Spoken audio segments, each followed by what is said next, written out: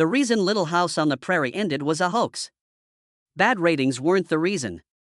Power struggles tore the cast apart. There was one last act of devastation that no one saw coming, and stars who secretly couldn't stand one another.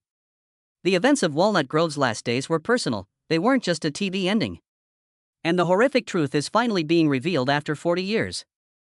Based on her late 19th century childhood, Laura Ingalls Wilder wrote a number of autobiographical books between 1932 and 1943.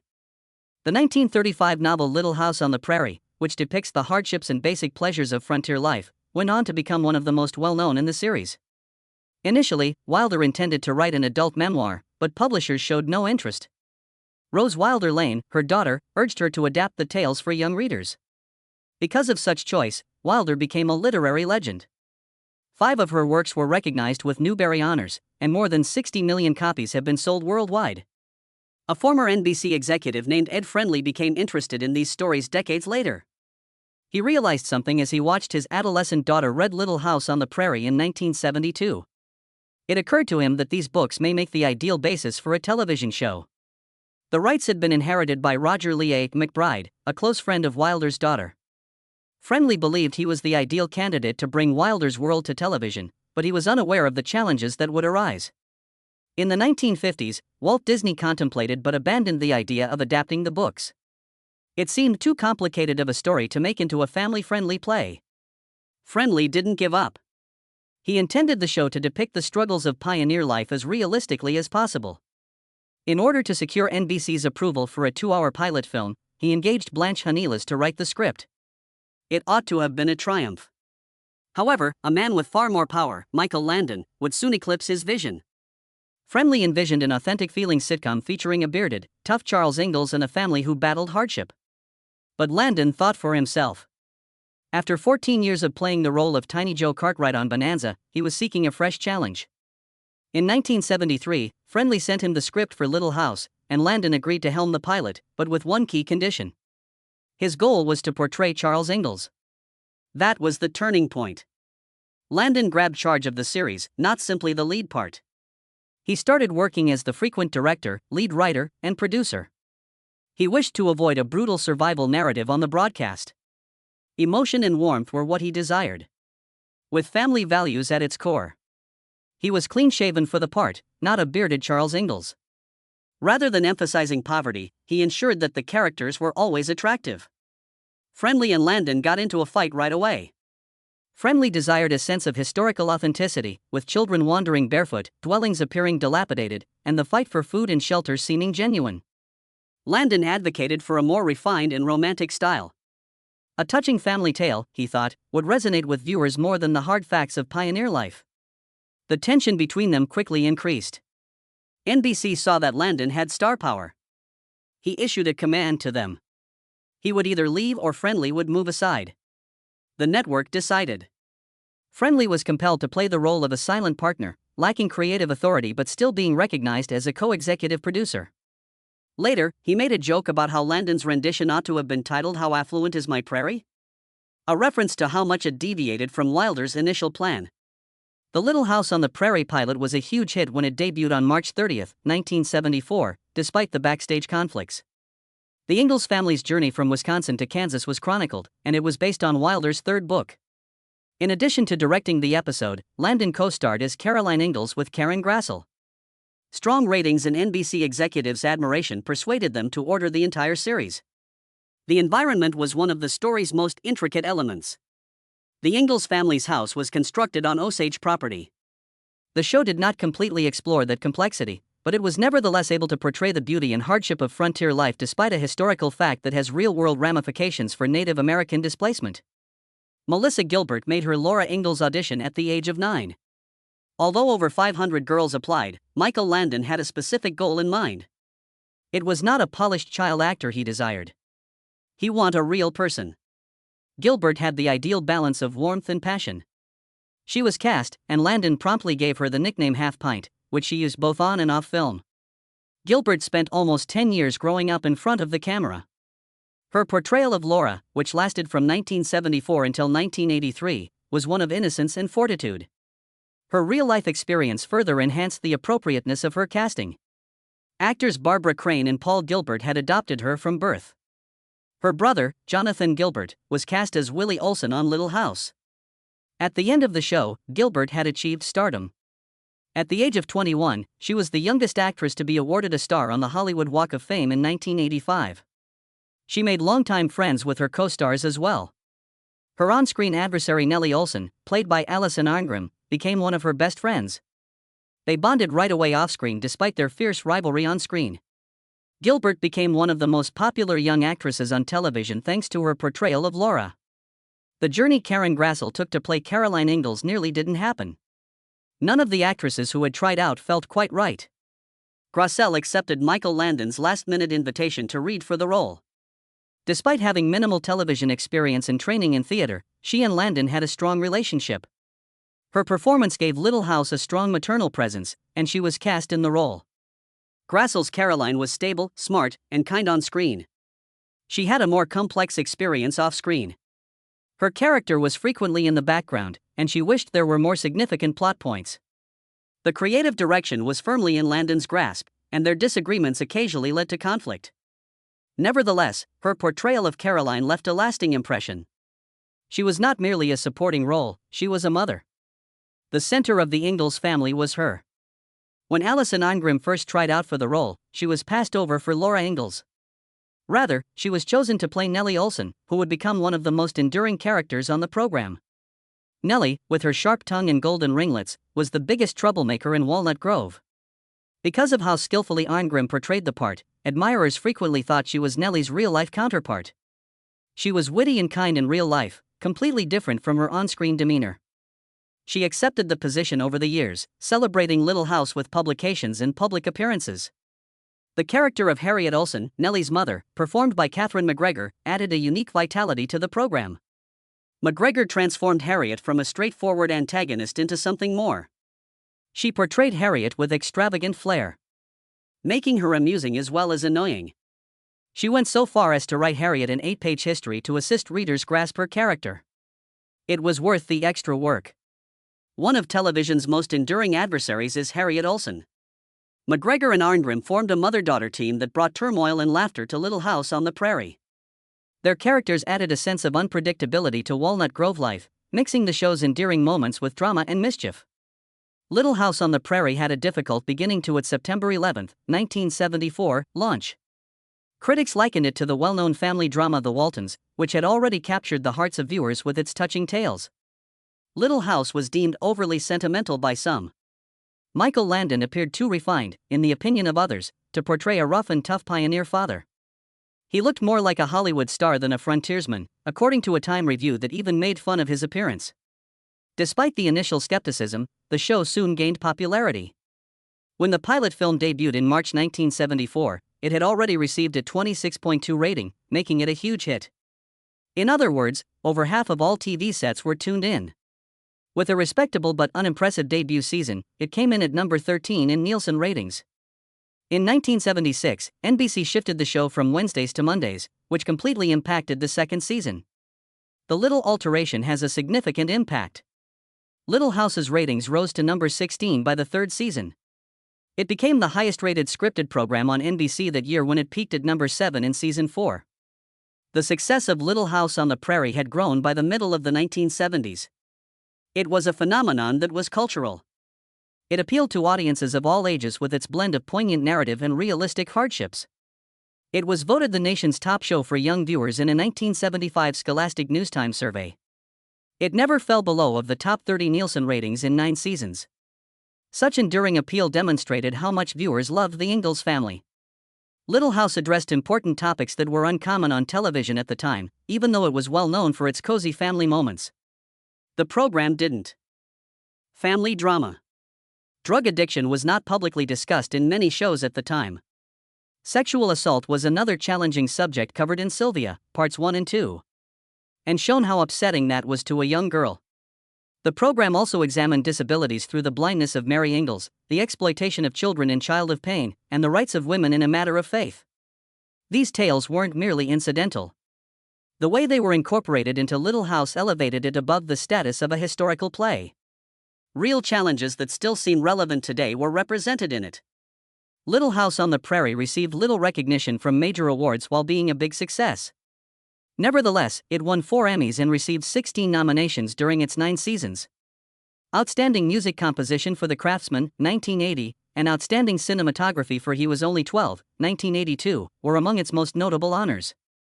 When Melissa Sue Anderson, who portrayed Mary Ingalls, received recognition for her role in the plot of Mary's Blindness in 1978, it was one of its most noteworthy nominations. She was the youngest actress ever nominated for a drama series lead role at the time. Although she didn't win, the nomination demonstrated that the show was more dramatic than some critics had thought. But the People's Choice Awards had no issue identifying its influence. Little House won the award for Best Dramatic Television Show in 1978 and 1979. With accolades in Spain and other nations, the program also became well known abroad.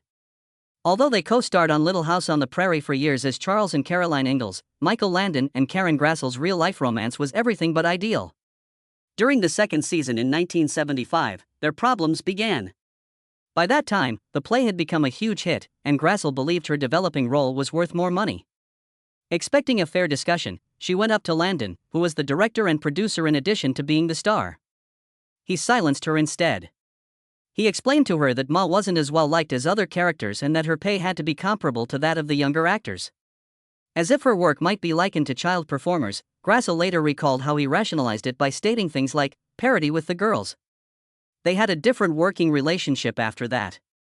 Landon began removing her scenes and putting her character in the background, according to Grassel. It is said that he made fun of her in front of other people on set. Additionally, before recording intimate sequences, he would often make crude remarks about women's body, leaving them paralyzed and humiliated. She did not, however, discount his skill. She realized that the way he dealt with relationships and power was influenced by his challenging upbringing. Years later, they had a cordial phone call prior to Landon's passing in 1991. That provided her with some closure. However, their conflict continues to be one of the most unexpected aspects of Little House on the Prairie's plot. The on-screen romance between them was a far cry from the tension that existed in real life. Not every cast conflict was over Landon. Melissa Sue Anderson and Melissa Gilbert portrayed Laura and Mary Ingalls, sisters. But in reality, they had a strained relationship.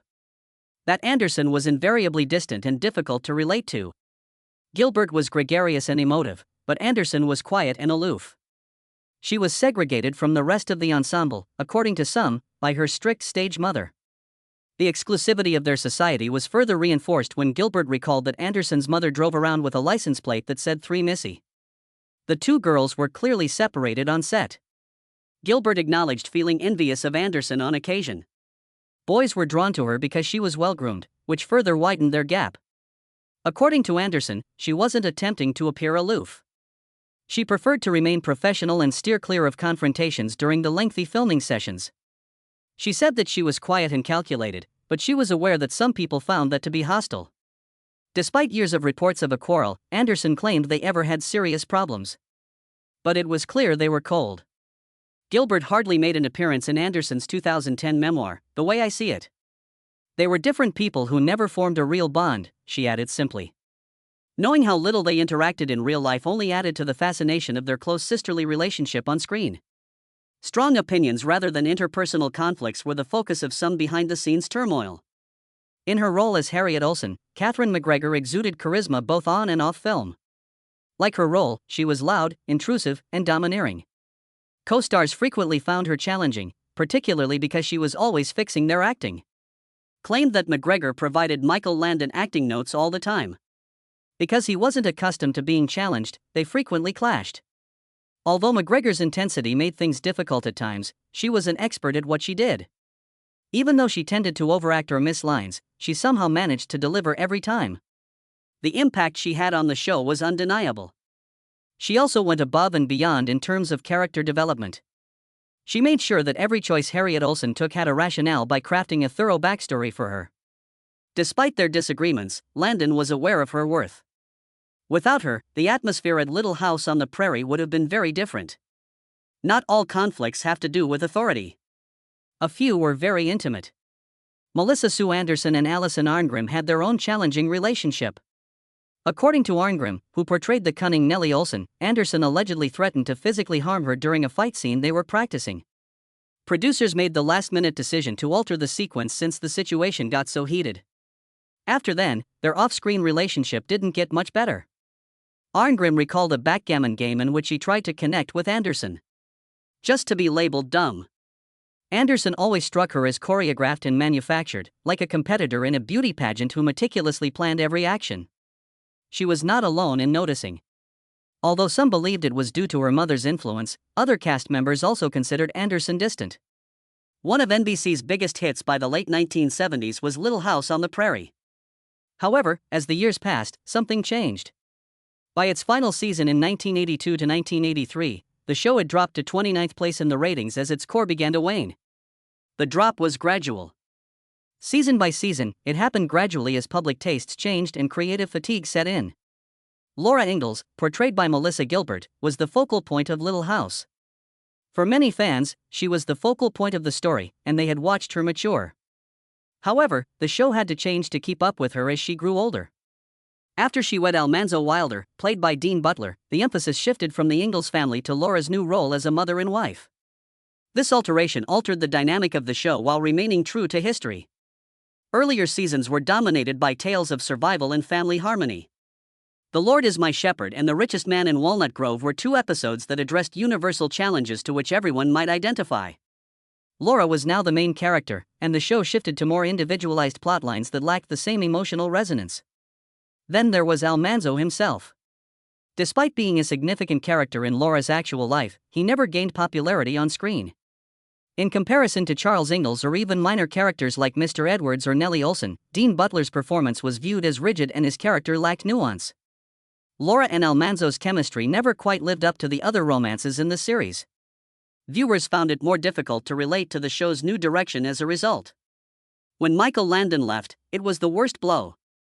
Beyond his role as Charles Ingalls, he had been more. He influenced the series' central emotional theme as a writer, director, and producer. His absence created an unfillable creative void. Rose, Laura's daughter, and the Carter family, who took the place of the Ingalls in Walnut Grove, were two examples of the new people the show attempted to introduce. But these adjustments were unsuccessful. The resonance of Charles, Caroline, and their kids was not present in the new characters. Little House, A New Beginning was the new title for the series by season 9. Although it was a final effort to spark interest, it lacked the same passion. Home Again, a special program that brought back Charles Ingalls, served merely to remind viewers of what had been lost. Little House on the Prairie was one of the highest-rated television programs at its height. The fourth season peaked at number 7 in the Nielsen rankings, each show attracting more than 17 million views. However, by 1981 to 1982, season 8, the show had dropped to 25th place. The average number of viewers fell to 14.5 million each episode in the last season. Television was also evolving at the same period. In the early 1980s, audiences were gravitating toward more flamboyant content and away from clean family dramas. Dallas and Dynasty were starting to dominate primetime soap operas. During the Who Shot JR cliffhanger, over 83 million people watched Dallas, making it a cultural phenomenon. By 1985, Dynasty was the most popular show in America. These shows were all about treachery, wealth, and power. In contrast, Little House on the Prairie's slow-moving small-town hardships began to seem archaic. This change in preferences extended beyond television. Often referred to as the age of conspicuous spending, the 1980s brought with them a new era of affluence and prestige. With their lavish homes and high-end clothing, shows like Dynasty mirrored this.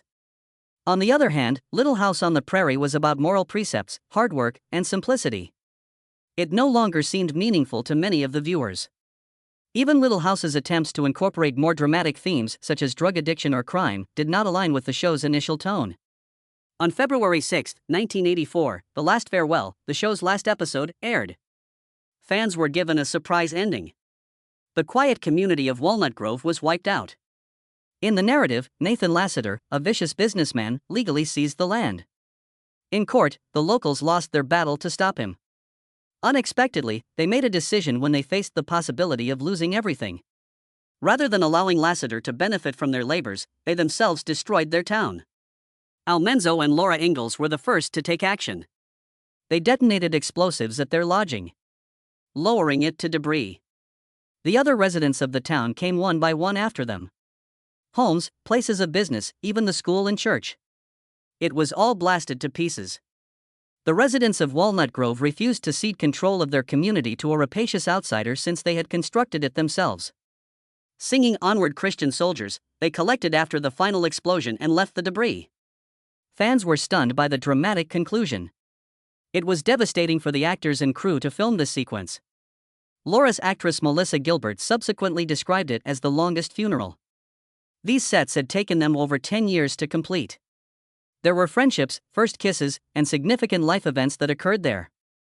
It felt as though a second home was lost when Walnut Grove burned to the ground.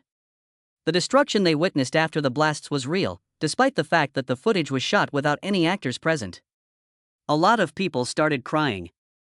Even after 41 years, the final farewell remains one of the most memorable television endings. The story was not the only aspect of this devastation, though. Michael Landon also used it as a means of expressing himself. The actors and crew were shocked when NBC abruptly canceled Little House on the Prairie in 1983. Not even a direct word was given to Landon, who had been the inspiration behind the play. Melissa Gilbert discovered it initially. Landon was incensed when she informed him, she later recalled in her memoir, Prairie Tale. He felt deceived after working for NBC for 11 years. It was because of this rage that he decided to blow up Walnut Grove.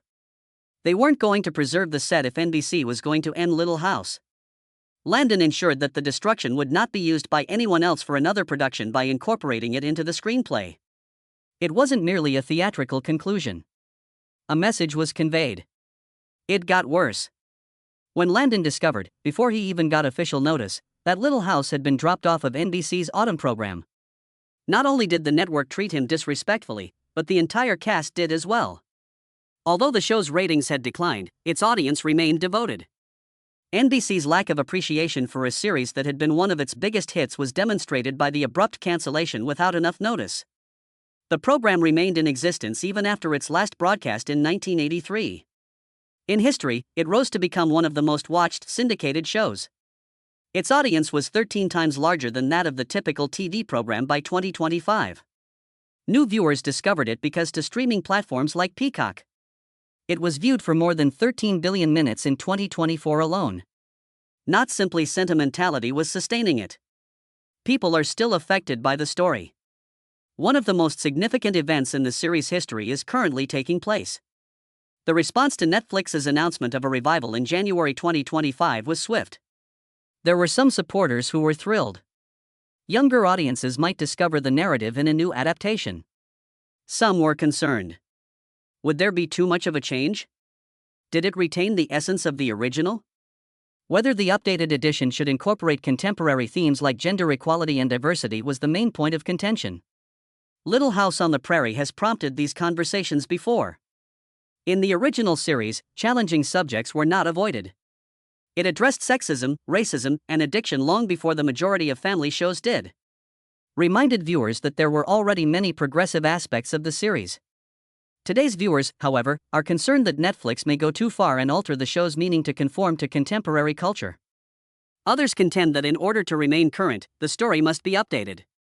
Showrunner Rebecca Sonnenschein, who is working on the relaunch, says she wants to maintain Wilder's vision while adapting the series for the modern audience. Wilder's books have sold over 73 million copies, and Little House on the Prairie has been a television series for almost 50 years. It is a component of American society. The question now is whether the same magic can be restored by a fresh edition. Whatever happens with the reboot, one thing is certain. The tale is still important.